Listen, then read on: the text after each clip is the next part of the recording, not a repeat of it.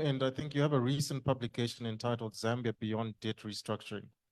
In this publication, you mentioned that although progress has been made with debt restructuring, it will come to nothing if the economy does not grow. Please elaborate on this statement and outline some of the key ways you think the Zambian economy can be grown. Right. So nobody borrows money just to pay it back, right? So when you borrow money, it has a purpose. In the case of the country, it's investment to grow the economy, to increase the size of activity, to generate additional resources, income opportunities for the citizens, and make a better life for the citizens, right? Now, let's imagine the adventure that we do the debt restructuring, and I've done a profile in that paper which shows you how the repayments are going to unfold based on a few assumptions here and there. If you look at the official creditors, there's 6.3 billion. It's 10 years, there's 780 or 750 to 780 paid in the first 10 years. There's a 3-year moratorium on there. When the moratorium expires, you could pay just slightly, we'll be paying slightly above 100 million per year. Then when you get to year 11, going forward, you have an even higher repayment for the remainder of the period. You look at the bonds, right? They've also got their payment profile clearly articulated for bond A and bond B. You put the two together, there is a point where the repayments are going to become substantial, all right?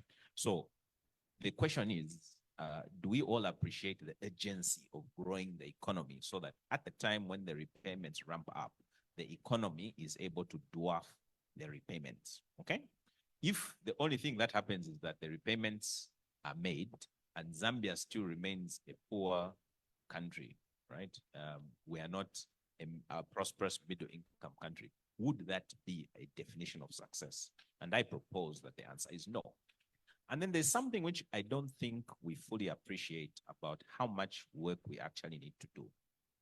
When you look at the official creditor negotiation and the bondholders discussion under the common framework, what it tells you is that the official creditors, by doing the extensions in tenure and reducing the interest rates, which do not at a rate that does not compensate for the additional time, we have a net present value of adjustment of approximately 40%. Okay, that means they are 40% worse off than they would have been if we paid now or if we paid using market interest rates. Are we together so far? Okay. Now, when you borrow and then after a few years you come and say, give me relief for 40%, it tells you something about the quality of where you took the money, all right? The ST has given some analysis of some example projects. Now, what does it mean? It means those projects are not contributing sufficiently to what needs to be put in the pot for repayment. It's a sunk, in accounting, it's what we call a sunk cost. It's a bad investment, for lack of a better term. Think of it this way. You go and buy a car to put on as a taxi business. You have an accident and the car needs to be written off. And the scrap value of that car is 60% of the original value, okay? What does it mean when you get your next car? Let's assume you hadn't insured it properly. You sell, you only get 60% back. It means your new car, which you get, it has to work hard enough to feed you and also pay for that 40% which is sunk or lost somewhere in terms of value that you are not realizing from the underlying assets. So not only does the economy need to grow at a level where we pull people out of poverty, because the real issue here is that it has to benefit the citizens. We have to work to pay for debt that is not contributing, that is not working, that is not effective or efficient debt. Okay, so I think that concept for me is a bit missed and is something which, for me, it suggests enforces the thought that this is urgent. We have to move. The question is how. And it's good ST has no hair to lose. Or it doesn't have, we can't see the color of it, whether it's white. Because just as you're coming out of debt restructuring, as you are starting to see light in the tunnel, all of a sudden you have to do with a drought. You've seen what has happened on that graph. It's almost like a perfect storm. So some of the anticipated benefits, it just means we won't realize them now. But it's a lot better. We're in a much better place than if we had not done debt restructuring. And I think one of the things that we also perhaps don't see is that when you avoid a ditch, right? Okay. We're heading into a ditch and you course correct and you avoid the ditch. Okay.